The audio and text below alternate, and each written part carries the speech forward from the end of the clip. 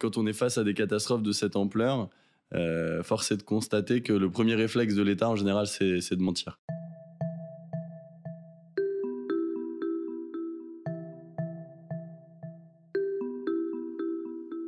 67 fois Tchernobyl. C'est l'estimation rendue par un expert allemand en 2001 de l'impact potentiel d'un crash d'avion sur l'usine de retraitement nucléaire de La Hague, en Normandie. L'étude effraie les autorités françaises et le 11 septembre vient tragiquement confirmer le risque d'attentat terroriste par détournement d'avions de ligne. On découvrira d'ailleurs plus tard qu'Oussama Ben Laden disposait dans son ordinateur d'un rapport sur le nucléaire français écrit par ce même expert allemand. Lionel Jospin, Premier ministre à l'époque, réagit en faisant installer des missiles anti-aériens autour de l'usine. 5 mois plus tard, ils sont démantelés, trop coûteux et anxiogènes pour la population locale. Depuis, rien n'aurait été mis en place pour mieux sécuriser le site. Les piscines de refroidissement, de plus en plus pleines, sont protégées par un simple toit de tôle. Mais l'État français conteste les calculs de l'expert allemand et avance un chiffre 10 fois inférieur, soit le risque d'une catastrophe équivalente à 6,7 Tchernobyl. C'est suffisant pour gagner Londres à l'ouest et Paris à l'est. Et c'est cette hypothèse basse que retient le journaliste Geoffrey Le Guilcher comme point de départ de son premier roman La Pierre jaune, qui vient de paraître aux éditions La Goutte d'Or. Une plongée haletante dans un monde post-apocalyptique, une science-fiction aux effrayantes allures de documentaire. Geoffrey Le Guilcher, vous nous racontez une histoire en forme d'alerte, sur un sujet qui aurait pu être une enquête. Dans quelle mesure le journaliste a-t-il influencé le romancier ? Dans un premier temps, j'y suis vraiment rentré en tant que journaliste, c'est-à-dire que c'était un sujet qui m'avait pas mal fasciné, voilà, découvrir qu'il y avait une espèce d'épée de Damoclès comme ça au-dessus de notre tête qui était... et que La Hague était... C'était pas le nucléaire en général, La Hague était vraiment quelque chose, un cas très particulier, sans équivalent maintenant dans le monde, vu que c'est la Filda fermée, l'usine jumelle au Royaume-Uni. Ensuite, j'ai eu un vrai tropisme pour les catastrophes nucléaires, donc toujours en tant que journaliste à ce moment-là, où je me suis rendu compte que il y avait cette impensée dans la tête des pro-nucléaires, mais pas que, même en général, on s'intéressait pas tellement à ce qui s'était passé. Et j'ai notamment découvert un reportage assez incroyable qui s'appelle Hiroshima de John Hersey, où vraiment là on nous plonge dans le juste après que la bombe soit tombée. On est avec des survivants et on vit les quelques jours depuis l'instant où la bombe tombe jusqu'à ce qu'ils arrivent à sortir des décombres d'Hiroshima. Et vraiment, on a l'impression d'être dans une forme de Walking Dead. C'était vraiment l'impression que ça m'avait donné. C'est comme si j'avais tout de suite vu une autre réalité du nucléaire, qui est d'habitude assez évanescent, invisible. On a du mal, voilà. Même la radioactivité, on la voit pas à l'œil nu. Donc là, tout d'un coup, elle se concrétisait. Et ça m'a fait le même effet quand j'ai lu La Supplication, donc une énorme enquête sur les conséquences de Tchernobyl, notamment en Biélorussie, où des gens avaient décidé de rester vivre dans les territoires abandonnés ou qui étaient désormais des zones interdites. Et là, je me suis dit, ah mais voilà, ça c'est une manière de saisir la réalité du nucléaire qui est beaucoup plus puissante finalement que des hypothèses scientifiques où personne ne sera jamais d'accord sur le risque est à tant de pourcents ou à tant, etc. Et donc du coup, l'idée de la fiction à ce moment-là s'est imposée très vite parce que pour moi, c'était plus puissant d'avoir une histoire, un vécu, une sorte d'expérience finalement pour le lecteur, plutôt que des théories, quoi. Et puis j'étais attiré par la fiction depuis pas mal de temps, et donc du coup j'ai voulu avoir une approche vraiment de romancier sur ce livre, et pas du tout de journaliste, où l'hypothèse de base, qui est une hypothèse réaliste, celle dont on a parlé, figure dans 2 pages simplement, dans une petite note de l'auteur au tout début, et après l'histoire commence. Et vraiment... on est dans un roman et on est après dans l'expérience. Alors, le genre post-apocalyptique inspire de nombreux auteurs, scénaristes, mais rares sont les fictions, disons, réalistes sur le risque nucléaire. On connaît tous la catastrophe de Tchernobyl, mais la série d'HBO a été sans doute pour beaucoup la découverte de cette catastrophe en images. Oui, c'est exact. La série de Tchernobyl a posé des images sur quelque chose qui était resté comme un mot-clé pour nos parents, nos grands-parents ou notre génération, comme une boule puante, quoi. Tchernobyl, quand on l'emploie, je me souviens que moi, quand j'étais adolescent, c'était le nom qu'on donnait à du hashish de basse qualité, par exemple, du Tcherno. C'est vraiment associé à quelque chose de sale et voilà, de contaminé, quoi. Et là, tout d'un coup, on découvre ce que c'est, on découvre aussi l'ampleur des secrets d'État, l'espèce de chape de plomb qui a été mise dessus, un maximum, avec cette fameuse phrase que tout le monde ressort toujours en France. À l'époque, on nous a dit que le nuage s'était arrêté à la frontière, et c'est quelque chose qui semble ridicule aujourd'hui, mais quand on est face à des catastrophes de cette ampleur, force est de constater que le premier réflexe de l'État, en général, c'est de mentir. La géographie est très importante dans le roman, elle est déterminante pour les conditions de survie. Et c'est la Bretagne que vous avez choisie pour mettre en scène la catastrophe. Alors effectivement, le roman se prend place dans la presqu'île de Ruisse, qui est dans le Morbihan, dans un village du nom de Saint-Gildas de Ruisse, très exactement, où en gros un policier franco-anglais est envoyé en mission pour infiltrer une petite communauté anarchiste, écolo-anarchiste on pourrait dire, avec une mission que lui juge un peu pourrie, quoi. Et au bout d'une semaine, il y a ce terrible attentat contre l'usine nucléaire de La Hague qui va bouleverser ses plans, mais aussi plus largement le pays où il est, en France. Et finalement, sa hiérarchie va lui demander de rester dans une zone qui va bientôt être interdite et où les membres de sa communauté vont majoritairement décider de rester. Et donc, on va basculer dans une survie en zone contaminée. Moi, ce qui m'intéressait dans nous faire expérimenter ça, là, en l'occurrence, c'est en Bretagne, mais on va dire dans un village assez charmant que je connais bien parce que j'y vais depuis que je suis tout petit.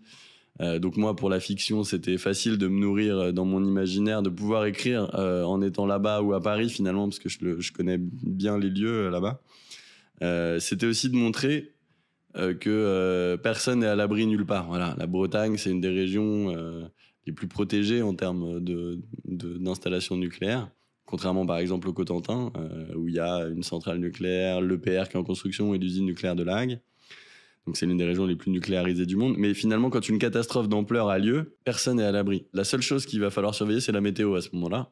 Parce qu'en fonction de la météo, les nuages, ou en tout cas, parce que ça ne va pas forcément prendre la forme d'un nuage, mais on va dire des quantités massives d'éléments radioactifs qui vont se déplacer vont dépendre de la météo. Et par exemple, on découvre dans la supplication, qui est dans cette enquête, que si l'accident a eu lieu en Ukraine, l'un des pays les plus touchés, voire le pays le plus touché, c'est la Biélorussie, par exemple.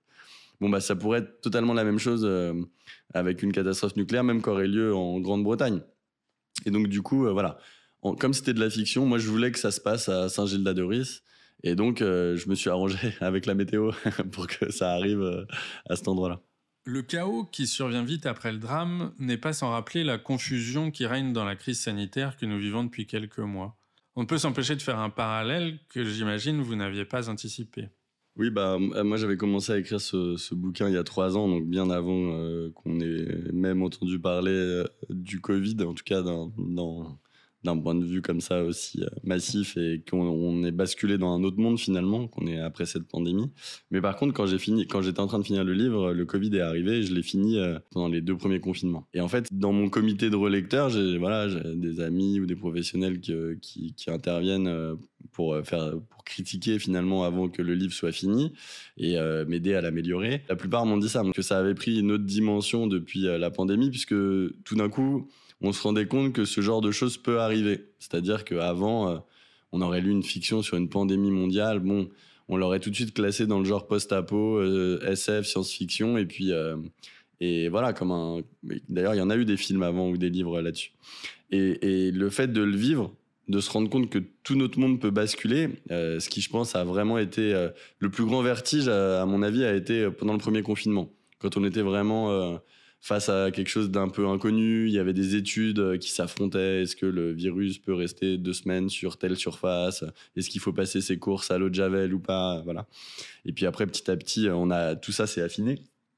Mais au début, quand on est face à de l'inconnu, que tout le monde se retrouve confiné, il y a une angoisse un peu qui est présente. Avec le nucléaire, ces questions-là sont décuplées parce que déjà, les experts, là je parle d'experts à la tête de l'État pro-nucléaire, ne sont même pas d'accord entre eux sur le fait qu'il faille ordonner un confinement ou ordonner l'évacuation en fonction d'une catastrophe. Bon, déjà, ça dépendra évidemment de la catastrophe, mais en fonction de s'il y a une catastrophe massive, aujourd'hui, l'avis des experts, c'est plutôt de se dire, l'évacuation finalement crée plus de problèmes qu'elle en résout. On peut se retrouver avec des millions de personnes sans logement et on ne saura pas quoi en faire. Oui, parce que ce sont des métropoles et des régions entières qu'il s'agirait de vider, ce qui semble tout à fait impossible.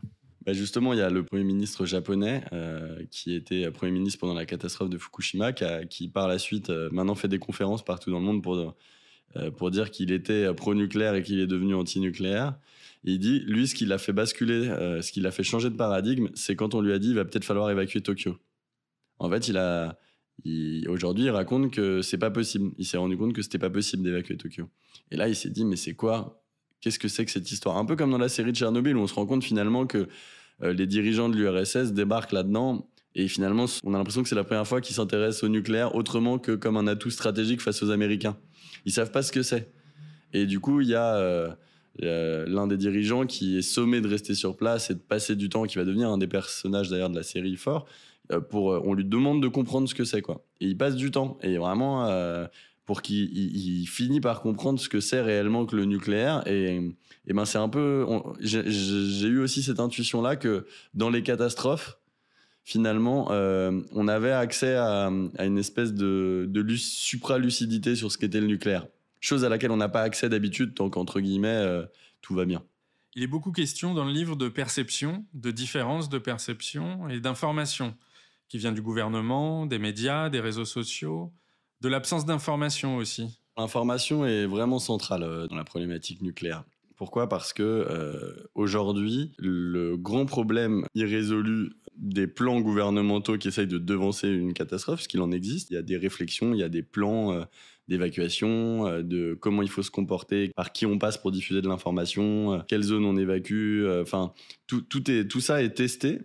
Et l'un des points irrésolus, c'est comment est-ce que la population va nous croire ? C'est-à-dire qu'en cas de catastrophe nucléaire, des experts scientifiques gouvernementaux s'interrogent aujourd'hui sur comment est-ce qu'on fait pour être cru.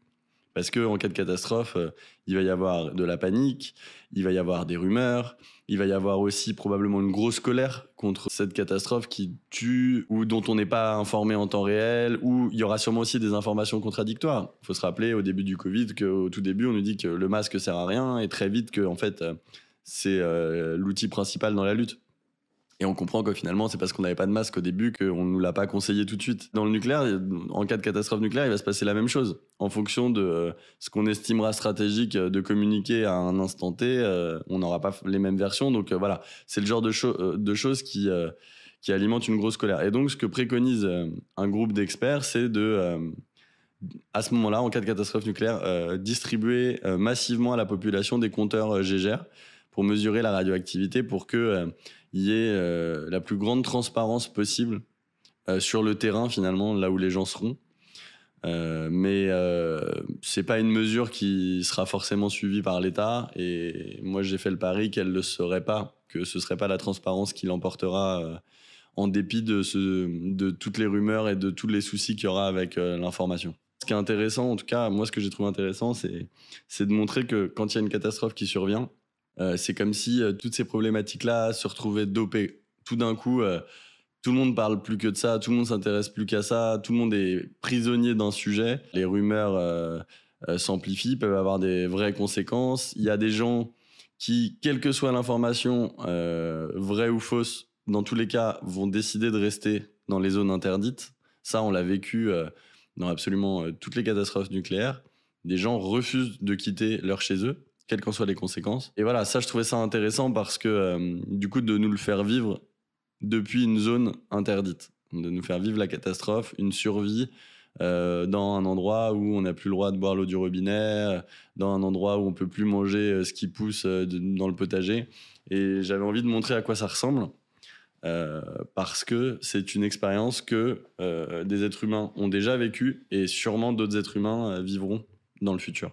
Les personnages que vous avez choisis pour vivre la catastrophe et qui vont la raconter sur un blog sont un groupe de militants d'extrême gauche. Pourquoi, au-delà de la préoccupation écologique qui les anime, le choix de cette communauté particulière ? Quand je me suis intéressé au type de personnage avec qui j'avais envie de vivre cette catastrophe finalement, en écrivant, je me suis intéressé évidemment aux gens qui sont un peu dans le post-apocalyptique ou dans le survivalisme, mais souvent ils sont un peu, caricaturaux. voilà, quand on est dans le survivaliste, il y a beaucoup de gens il y en a qui peuvent être rationnels dans leur préparation, mais beaucoup, voilà, ils sont dans des choses qui sont à la limite de la paranoïa. Alors que là, ce qui m'intéressait dans ce groupe de militants, c'est que finalement, et d'activistes un peu, voilà, il y en a qui militent contre les chantiers des paquebots de Saint-Nazaire, il y en a d'autres qui sont contre les grands projets en général, d'autres qui sont Black Bloc, donc qui sont plus dans le côté violent qu'il y a dans les manifestations, c'est ça leur adrénaline. Bon, bah, ils correspondent un peu à des groupes on va dire, un peu plus modernes qui existent, où personne qui sont pas structurés comme un groupe, comme une faction, comme un groupe extrêmement idéologisé. Ils ont plutôt chacun leur tropisme et ils se rejoignent sur la volonté de vivre ensemble, voilà, de manière un peu différente. Ça, c'est des petites communautés, comme il en existe beaucoup, qui ont été qualifiées par des gouvernements précédents de anarcho-autonomes ou d'ultra-gauche, bon, voilà, avec des dénominations un peu ridicules, mais qui recoupent une réalité de gens voilà, qui, en général, décident juste de vivre de leur façon dans leur coin, mais qui ont des théories quand même, pour certains, très avancées sur le monde. Certains sont des universitaires, voilà. En général, ils ont un point commun, c'est que ils peuvent avoir une capacité à s'informer sur le sujet qui est l'objet de leur obsession très poussée. Et ils peuvent être du coup pertinents, même si voilà, c'est toujours pareil avec une obsession. Au bout d'un moment, ça a ses limites. Mais du coup, en cas de catastrophe, il se trouve que voilà, eux, ils font partie de gens qui savent s'informer et qui, du coup, nous offrent la possibilité de savoir à peu près ce qui se passe de manière non complotiste, de manière fine. Et d'un autre côté, on vit leur survie sur le terrain, qui finalement prend de plus en plus le pas sur leur théorie, prend de plus en plus le pas même sur le blog, puisqu'à un moment donné, ils perdent leur unique connexion Internet par un téléphone satellite que par un accident, ils détruisent eux-mêmes.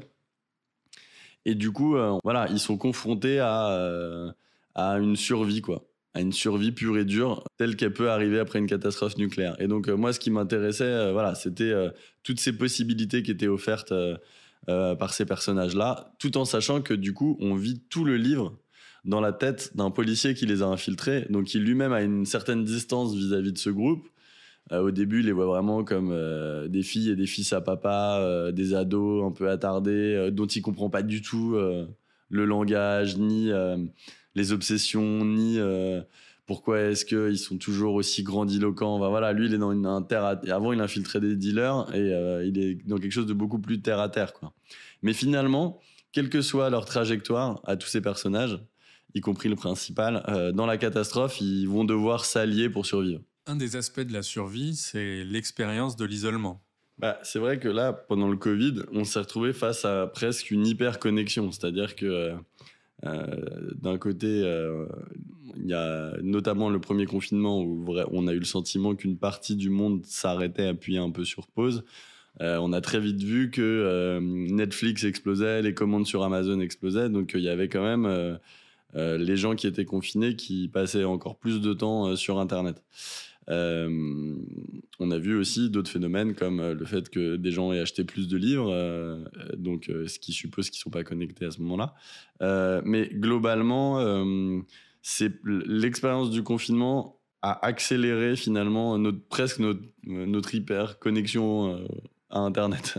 C'est étrange, mais voilà, ça, même avec le cinéma, par exemple. On ne sait pas à quel point ça va avoir enterré le cinéma toute cette année, même plus que cette année de Covid. Et du coup, là, c'est différent, effectivement, parce qu'ils se retrouvent totalement coupés d'Internet. Et du coup, on se rend compte que quand ça arrive, leur perception du temps change. Tout d'un coup, on bascule dans quelque chose où on n'a plus les mêmes repères que d'habitude. Il n'y a plus l'information qui vient polluer notre esprit, et finalement c'est quelque chose qui paradoxalement a l'air de presque diminuer un peu leur angoisse à ce moment-là, cette période-là. On se rend compte que voilà, on peut vivre déconnecté et que le monde continue de tourner, et que si on n'est pas au courant des derniers flash infos, voilà, d'une espèce de surabondance de l'hyper news, on continue de survivre et même on récupère du temps à soi. Et donc c'est quelque chose qui que notamment le personnage principal n'avait pas forcément prévu et qui va lui arriver en fait dans cette expérience, c'est-à-dire que alors que tout est désolé autour de lui, il voulait pas être là, qu'on l'a obligé à rester, sa hiérarchie l'a obligé à rester, et que tout d'un coup il va découvrir une autre façon finalement de vivre. Il va vivre une histoire d'amour, il va nouer des véritables amitiés à ce moment-là. C'est quelque chose qui peut aussi arriver dans une zone interdite et dans le monde d'après. C'est-à-dire que la vie ne s'éteint pas, ne se résume pas juste à essayer de trouver de l'eau non contaminée et de la nourriture. La vie, c'est aussi l'amour, qui au fil des pages prend une place tout à fait centrale dans l'histoire. Dans mon roman La Pierre Jaune, je m'inspire pour mon personnage principal, donc dans le roman qui s'appelle Jack Banks, et je m'inspire d'un personnage qui a existé, qui s'appelle Mark Kennedy, enfin qui existe, qui n'est pas mort d'ailleurs, et qui est un policier qui a infiltré pendant 7 ans les milieux anarcho-autonomes en Europe pour le compte de la police britannique. Et en fait, il faisait partie d'une unité secrète qui existe depuis 1968, qui, à cause de lui, finalement, n'est plus secrète, a été révélée. Parce que justement, les gens qui étaient infiltrés par lui ont découvert sa véritable identité. Et en fait, on s'est aperçu qu'une flopée d'agents britanniques comme ça sévissaient dans toute l'Europe, sous-louaient leurs services à d'autres polices, et c'était exclusivement des hommes, et qui avaient souvent des relations sexuelles avec des personnes, donc des femmes, qu'ils surveillaient. Et au moment où le scandale a éclaté, beaucoup de femmes ont porté plainte pour viol. Il faut quand même se rendre compte de ce que ça signifie, c'est que certaines personnes ont découvert que leurs compagnons, avec qui elles étaient depuis 5, 6 ou 7 ans, étaient en réalité policiers. Et pour certaines, elles avaient même un enfant avec lui. Et donc, c'est absolument vertigineux d'en arriver à utiliser ce genre d'armes pour surveiller des gens, parce qu'on ne peut pas appeler ça autrement. Et en l'occurrence, il y a eu du coup des procès pour viol. Et avec toute une stratégie en plus pilotée par l'État, quoi. Donc c'était assez vertigineux. Donc en fait, quand je me suis inspiré de Mark Kennedy, j'ai vu que lui, il a vu 2 histoires d'amour, une de 3 ans et une de 4 ans à la fin, et que c'était finalement ce qui avait le plus bouleversé et Mark Kennedy et surtout cette femme qui avait témoigné après dans les journaux, qui expliquait qu'elle était brisée depuis. Et donc, lui, il essayait de se rattraper en disant « Mais voilà, moi, je l'aimais vraiment, c'est ma plus grande histoire d'amour, c'est le seul truc sur lequel je mentais pas, etc. » Et en fait, je me suis dit « Bah voilà, ça, c'est quelque chose qu'il faut pas oublier, quoi. C'est qu'il y a une trahison originelle dans la venue et dans l'infiltration. Finalement, une infiltration, on ment à tout le monde pour pouvoir s'imposer dans un milieu. Et comme moi, j'avais vécu ça journalistiquement en infiltrant un abattoir, alors j'étais resté qu'1 mois et demi, toute proportion gardée, et puis l'idée était de dénoncer les conditions d'abattage des animaux et les conditions des ouvriers derrière le tabou de l'abattoir qui reste un monde très secret. Mais malgré ça, quand on est infiltré, on noue des relations d'amitié. On noue des relations qui font qu'on se sent en permanence dans la trahison. Et je trouvais ça assez dur à vivre. Et en fait, quand je me suis aperçu en étudiant le cas de Mark Kennedy que la plupart de ces agents britanniques souffraient d'épisodes dissociatifs parce que, en fait, au fil des années, à force de mentir, de mélanger leur identité, leurs vrais et leurs faux souvenirs, en fait, ça altérait véritablement leur personnalité. Et donc, je me suis dit, voilà, ça, c'est un personnage qui est assez intéressant pour une fiction parce qu'il y a des enjeux qui sont très, très grands. Et donc, c'est comme ça que j'ai choisi ce personnage comme le personnage principal de La Pierre Jaune. Une vision caricaturale du débat public pourrait voir s'opposer, quand on pense au monde qui vient, les collapsologues et les techno-optimistes. Ce qu'on voit dans le livre, c'est qu'en cas de catastrophe nucléaire, la technologie n'est pas d'un grand secours. Alors non, c'est vrai que la technologie elle perd de son intérêt à partir du moment où notamment la zone interdite est débranchée. C'est-à-dire que les centrales nucléaires qui l'alimentent plus. Alors après, eux, ils trouvent un moyen avec des groupes électrogènes et en allant dans des garages, des maisons abandonnées, trouver de l'essence qui devait servir aux bateaux pour alimenter leur groupe électrogène. Ils trouvent le moyen de garder de l'électricité. Et donc, quand ils ont leur téléphone satellite, une certaine connexion ou pour faire marcher certains éléments encore avec l'électricité. Mais la technologie, au bout d'un moment, ne sert plus. parce que ce qui devient vital, finalement, c'est de trouver à manger et à boire. Et ces questions-là, en zone contaminée, deviennent très vite vertigineuses. Parce que l'eau qu'on peut boire, il faut aller la chercher soit dans des bouteilles, dans des maisons, des anciens restaurants, au début des grandes surfaces, mais qui sont très vite pillées, donc il n'y en a plus à ce moment-là. Et pour la nourriture, c'est pareil.